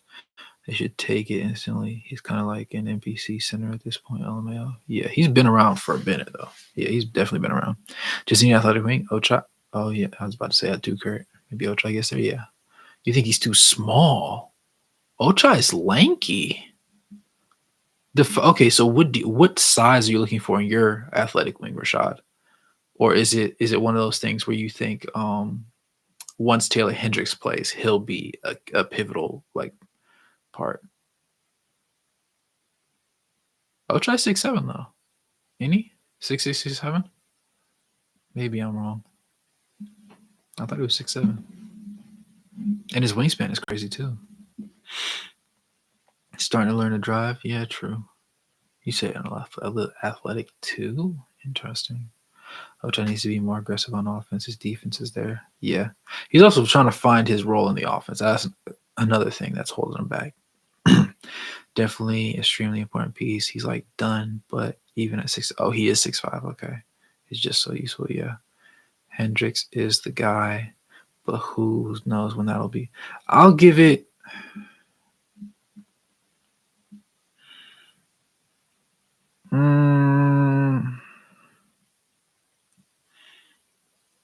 At worst, Hendricks bursts on the scene when the Collins deal expires. At best, realistically, I still say give him 2 more years. Right? Definitely not next year won't be his year, but maybe that year after. So maybe give him another year and a half, probably. in his third year. In his third year, I'm gonna say. Yeah. More so in line with logic, yeah. I'll try a black Christian Braun that can shoot.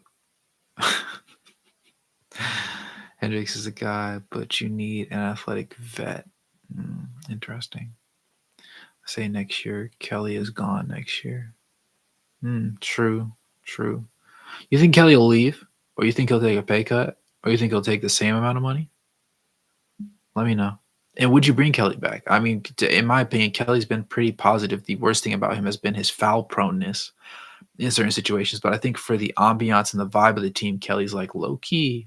He's low key a vibe. He's low key part of the importance. And he does a lot of things well, right? He is a very big playmaker, which comes in handy when you have, your Walker Kesslers, your John Collins, or your Lauri Markkanen is on the floor, because none of those three guys are playmakers. And starting out the season, that was our front court. So you had no playmaking in the front court. You had THT, who delayed passing the ball, and you had Collin Sexton. No, you didn't have Collin Sexton. You actually had what's his name? Jordan Clarkson, who was Mr. Tunnel Vision himself at that point. This trade is gonna sound stupid. Oh well, it's okay. Let me hear it. At first, it's the third time I've said his name, but Collins was THT for Hayward, would open up the door for many ways for the team. Okay, I don't hate it. And if I'm the Charlotte Hornets, I would have to entertain something, right? Because the Hornets are so bad. God awful. Something needs to do. Who do you think will go? As in just pieces, I know THT is probably definitely going to be first. But if you compare Collins with it and they'll take it, I would say go ahead. Yeah. I think Charlotte might even give up a second or two for THT and Collins, but Hayward is an expiring $30 million deal, which allows Utah to have a clean slate for extensions and re-signings. You do bring up a good point right there, Epic. I'm not gonna lie. I see the logic. Yeah. Logic sees the logic. So you know it's real. But no, I don't hate that. I actually don't hate that. I mean, I see it. Epic. I think he would take a pay cut, but I think the Jazz want those minutes for Hendricks. True. I think at this point, Olynyk's in his 30s, isn't he? Like low 30s, like 31, 32. I think that he might be comfortable just being like a bench guy, low key. I think his minutes are more so dependent on John Collins, because we don't expect at any point for what do you call it? He's not Taylor Hendricks isn't the playmaker that Kelly Olynyk is. So I think losing a playmaking big would hurt us to a certain extent. If that makes sense. I would feel much more comfortable losing John Collins and then having Kelly Olynyk on the floor alongside him and swinging the ball to Taylor Hendricks. Because remember, Taylor Hendricks he's working on the face-up game, but the three ball's been there, right? So if you have Kelly Olynyk, who can shoot a three, kicking the ball to Taylor Hendricks, who can also shoot a three, I like those odds. And he's going to come down. He's going to be a great help side defender if Walker Kessler's on the floor. Lord forbid. I like that. I genuinely enjoy that versus John Collins and Taylor Hendricks on the floor at the same time. Or even, no. Because right now we're only playing we're playing Chris Dunn like 20 minutes a night. So, not even the same. I do open a minutes for Hendricks. Oh, Kuzi, yeah, definitely THT or Collins. Maybe both. The offseason getting traded to the Hayward deal. You open up the Hendricks minutes, you could pay Dunn, Fontecchio, and even Markkanen with that much cash. So do it. So much to it. Fair. That's one JC. You want Hoods to Fino? Ugh. If we could trade one of our vets for him, I'd be stoned. Talk to me on that logic, James. Let me hear that. No to Gordon Hayward. I would never repeat his name. Aw. Last thing on Hayward, look, I don't like him very much personally, but I fully believe he's a guy you could re-sign for cheap, and he fits many roles like Olynyk, meaning that you could also unload Olynyk. Interesting. It also depends on how the players take to him. low key. If Taylor develops, he's going to be better, way better than Kelly. Yeah, yeah, that's true. That's true. But better in a different sense, because I don't expect him to ever be like a 5 assists per game guy or capable of putting up 5 assists. But I definitely expect him to be like fringe 18 and 10, low key, in 2 blocks, low key. Like that, I think that's his ceiling kind of thing. It would be ironic to see him back in Utah to LMAO, but I believe in me. I run a trade machine from Fanswell Daily. So many deals. Kelly is 32, will turn 33 in April. Yeah. So worst case scenario, Kelly might just like the vibe of Utah and just come back as a mentor kind of guy who just vibes out on the bench. The basketball gods hate Hayward for putting his back on. This is the day. In the day, yeah. He went to Charlotte. No, technically he went to Celtics and then he went to Charlotte. We see what happened from there. Ironically, Hayward's stats don't show the full story. Kind of like Fonte, Kelly moves the ball. You could play him 1 through 4. Technically, playing him is actually the least important part of the deal. Fair. I think the Jazz would have a realistic shot with Middleton next year if the Bucks season doesn't pan out the way they want it. Yeah, I just wonder how much left Middleton has in the tank. That would be the only thing. Awesome fit if he were 4 years younger. Yeah, for sure. Mm-hmm. But yeah, I'd do it because he's very much like Kelly. But 14 points per game, 4 rebounds, and 4 assists isn't too bad if he resigns for cheap. Fair play. I can't be mad at that, actually. No, I understand the logic behind it entirely.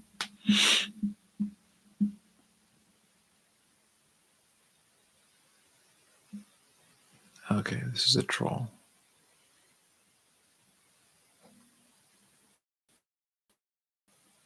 Coaster fall. Yeah. Also grab PJ Tucker. I don't know. Y'all want PJ Tucker? PJ Tucker's just kind of a vibe. He's just kind of there. If Jalen Hood-Schifino was in the 2024 draft, he'd be easy a top 10 pick with his size and playmaking, and players don't develop on LeBron teams, but buy low. I can respect that. If there's one dream player we could possibly get, who would it be? A guaranteed lockdown point guard.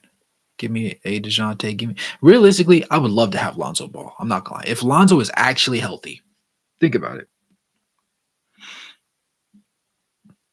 What Boston offers for Olynyk, that would be interesting.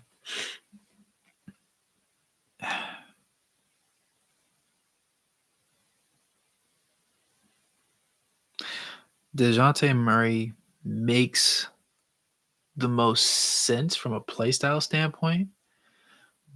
And if you're going to move Chris Dunn to a bench/reserve position, you're going to have to put a point of attack defender that's great in front of him.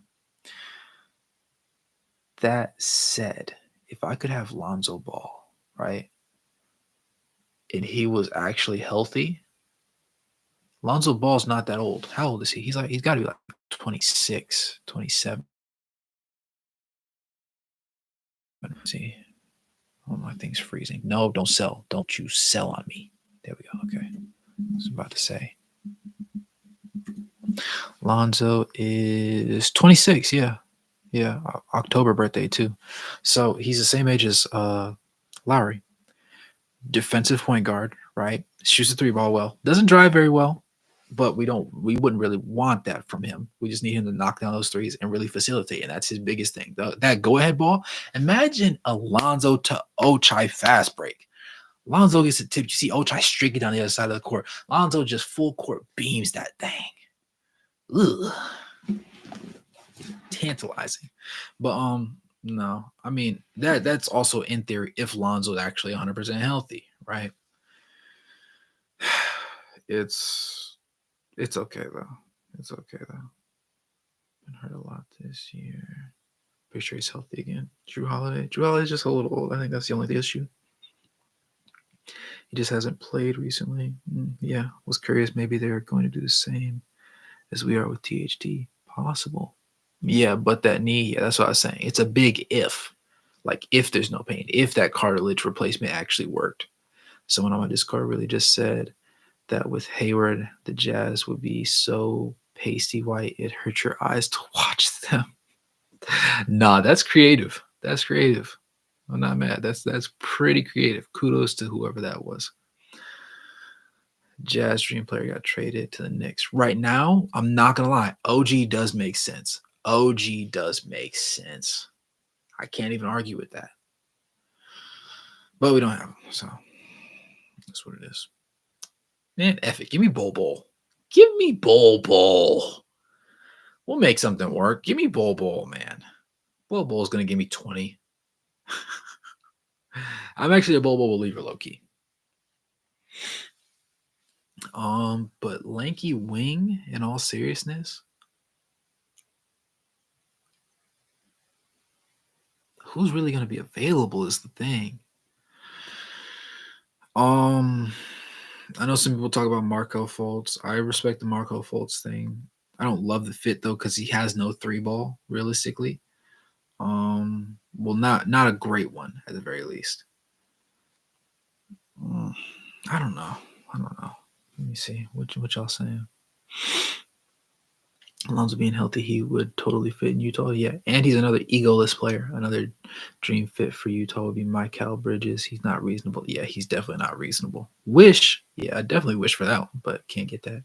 Hurts we lost out on Drew in the offseason. Yeah, but it seems to be working out for in our favor, I guess. People forget how nasty he was with the Pels for the majority of his stay with them, and how elite he was with the Bulls for the first few games. He was there with them, made them into a contender. Exactly. The pairing of what's his name, of Levine and Vucevic only worked because of Lonzo. Without Lonzo, they were terrible together. Goodness. Yeah.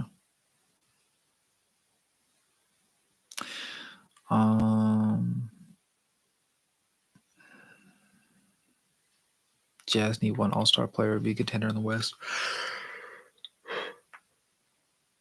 So the Jazz missing one piece. Would you give up Hendrickson a pick and picks for Mikal Bridges? The ceiling of Hendricks, in my opinion, is pretty high. That said, if you really think you can capitalize on winning now or in the next two-ish seasons, right, you might be tempted to make that deal. But because I think Hendricks has such a high ceiling, I would not be willing to give Hendricks and picks, plural. Maybe one, but even then, I really like Hendricks, dude. But Mikal Bridges would help us now. That's the alternative. And Hendricks wouldn't help us now. He would help us 3-4 years down the line. But it's also like by that time, all the aging stars will be out of the league and it'll be just a young man's game again. I don't know. I'm up in the air about it. Our family nickname Haywood Paste from day one. That's wild. Mikal Bridges not going anywhere. Yeah, it's going to take more than 2 firsts for Bridges. Yeah. I would love the Hawks to part ways with DeAndre Hunter for cheap. LMAO. Ooh, that's a good one too, low key. Very low key. Probably have to give up Keontae for Bridges, sadly. I wouldn't hate that. I wouldn't hate that as much as losing what's his name? As losing Hendricks for him. Bridges, you probably won't get for even for 3 first. Nets don't own their own picks. I see. Shaden Sharp. Interesting. Interesting, Freddie. I don't hate that, actually. The Jazz need to get out of this double-digit winning slump. Have 2 firsts for bid. Yeah. Go get Alex Caruso. I wouldn't hate having Alex on this roster. I think there's other teams that he might fit better, particularly, but I wouldn't mind having him added to this roster. The Magic have so many guards, it's ridiculous. It is. But it's working finally. You know, they're actually not trash for once. This is hard because we're assuming is this current climb. Yeah. Insanely bold, but I'd trade Keith before Hendricks. Look, I get the Jazz fans will hate me, but you can't give. Yeah. No. Epic. You're not crazy. A1, what's good, my guy? Keontae is going to be a lot better one day, but the debates on him remind me of when Trey Burke was a rookie. Fair play. And, like, you can't, like, redo the you can't just take out you can't just like skip over defensive potential and just blunt ability, right? We know Taylor Hendricks can shoot the three ball well already. We know he's already a great defender. We just know he needs to work on his face-up game. Keontae takes good shots, but doesn't always hit them, and then also couples that with being a poor defender, put mildly. That's the rough part. I appreciate you, my guy. Made my drive home from the game more enjoyable just being able to listen. Yes, sir, Dink. Glad to help, brother. Glad you made it home safe. Just think we could have Rose and Westbrook this roster right now. Suns won't sell. They're too stubborn. Yeah. Yeah, I'm behind you on that. Especially the way they are now.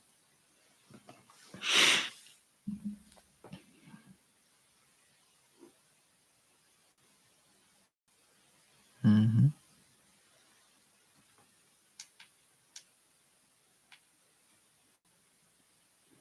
Most definitely. Any more interesting thoughts, gentlemen?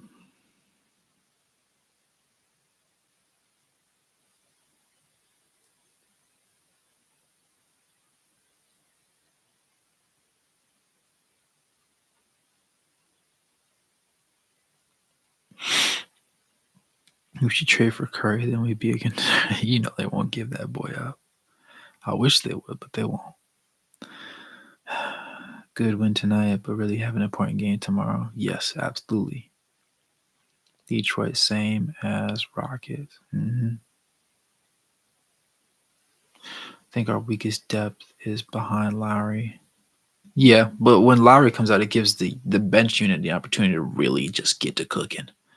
And I think it works better for Collins that way. Excuse me, not Collins. Jordan Clarkson that way, because the expectation is like low key lower.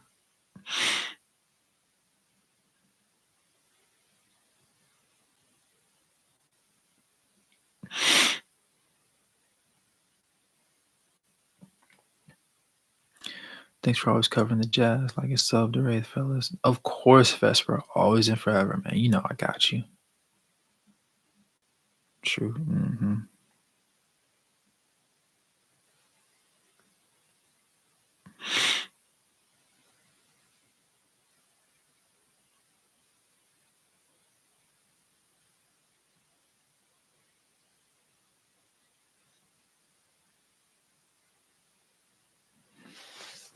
But if Lowry goes down again, who will slide in there?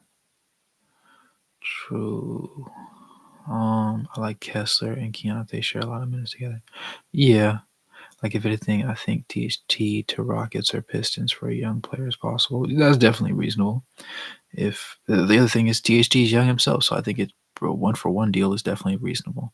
If Lowry goes down again, who will slide in there? I think they'll probably just Walker will probably get slid back into starting lineup unless they go Omer again. I could see them going Omer, and because they still have Fontecchio. There's obviously no ideal situation to be had out of that bunch, but yeah, Simone was cool. He was cool. He didn't replace Lowry, but he did a solid enough job until Lowry came back to keep us afloat, I would say. Granted, we did lose most of those games, but it wasn't because of his play specifically.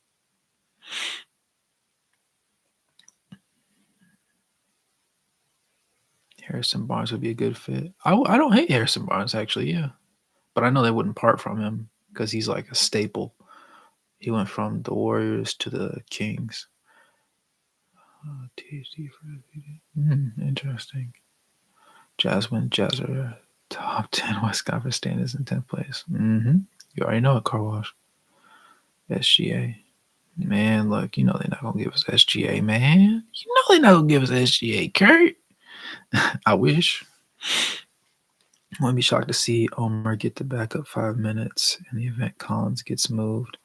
Am I really thinking Utah is shopping him for any potential asset deals? Yeah. That's when Ainge and Hardy hit us with a curveball, and it's Bryce.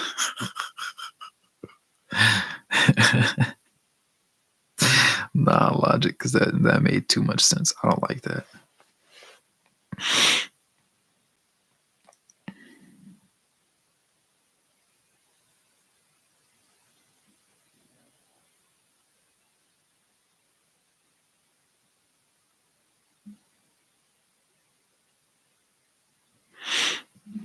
Yes, sir. Go Jazz. Let's win. The Lakers tomorrow. Dominate. Absolutely. Totally prepare for Ainge to tank after All-Star break.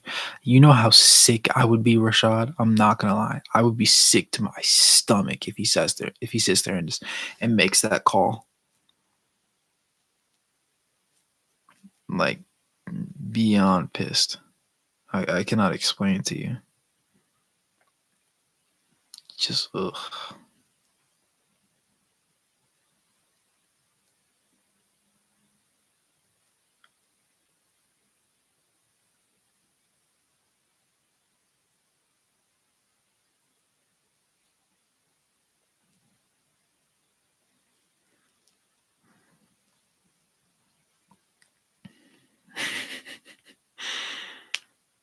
Let me see. Running a trade machine is scary just how few deals can actually be made with THT Collins. I figured the contracts would make it difficult. Say good to move SETI. Interesting. Yeah, Zach, I'm still here, man. I'm about to lay down. We're bordering 2 hours. I know it's been a little minute. Not did you tell us dying to convey the pick. The Jazz are 509 by the break. Just be prepared. I'm gonna be sick if he does it. It would not surprise me, but I would be so sick. Y'all look, y'all know insider, but if Utah doesn't convey the pick, they lose the ability to trade the 2026 pick, which is a three-way swap. 2026 pick class is loaded and tons of value. Yeah, yeah.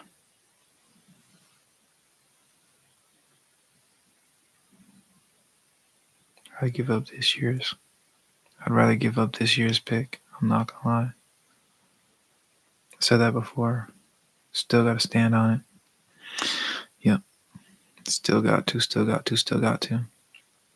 Smart to give OKC pick 11, then give up their ability to move picks for the next 3 years. Yeah, that would be actually kind of mud. That would actually be like low key terrible.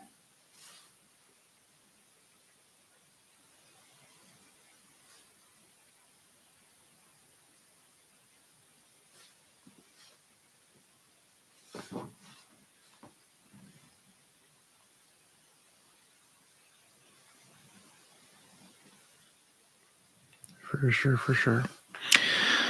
He said,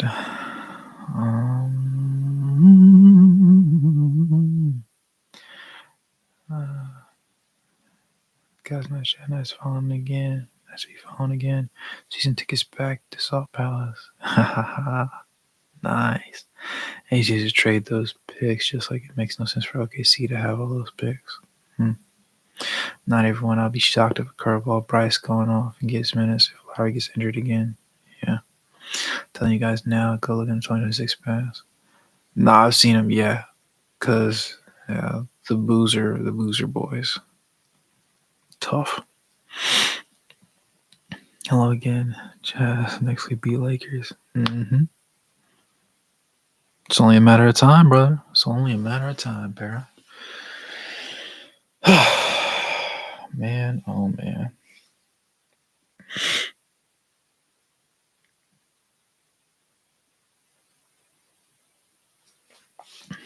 But yeah.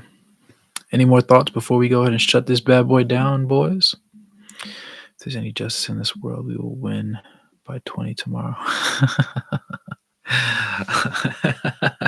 If there's any justice in this world, that week. Nice chat with y'all. Big shout out to all y'all Jazz fans from here in London. Hey, New London, Connecticut. Nice. Oh, wait, Rashad. So it's 2 a.m. for you too? Indeed, epic. It was good.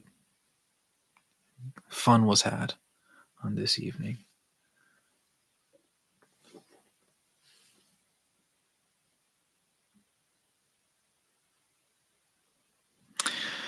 with that being said, gentlemen, as always, thanks for tuning into the live stream. Hope you guys had some fun. Hope y'all enjoyed, just vibing out in the chat. Got some stuff off your chest. Got to enjoy just kicking it with the guys.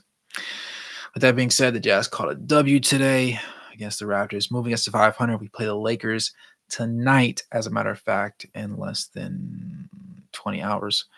And we'll see exactly how things go at home. So things are looking good. There's been some injury updates. Hopefully there's some more, and things are looking pretty smooth. Looks like we'll be able to get this one as long as we play this with the same level of intensity and confidence and fire that we did in this game. I believe it will translate against the Lakers undoubtedly. But, with that being said, thanks for tuning in. And as always, like the video, subscribe if you haven't subscribed, turn on post notifications if you haven't so you can get alerted about the videos, and become a member if you haven't already so that you can get the videos earlier than anybody else. With that being said, thanks for tuning in. As always, good morning, good evening, good night, no matter where you're on the globe watching. Thanks for tuning in, and I'll catch you guys in the next one. Peace. We said, what? Got a text, bro, about his game. How Jazz gang. Night, Chris. Ravens too. Yes, Jazz absolutely want to convey the 2024 pick to OKC. It affects their future picks because they don't want to convey it in a bad way. I'll be back. Big game tomorrow. Yes, sir, Kurt. I'll see you later, Ravens. And Rashad, hopefully I'll catch y'all again tonight at Utah at some point. For sure. Y'all boys get some sleep, though. Night, Koozie. It's been fun.